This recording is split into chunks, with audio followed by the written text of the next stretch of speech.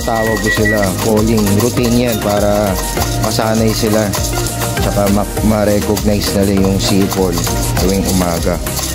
Ayan. Sa ngayon, hindi ko pa sila pinalalabas.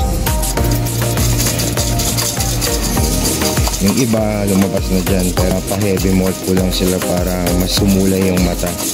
Tsaka para pagka nailabas ko na sila, mas madali ko silang tawagin.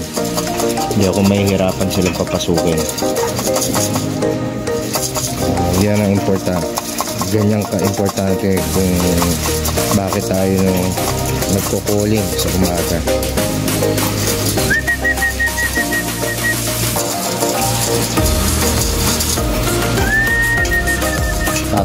Tatakawin nyo sila sa umaga.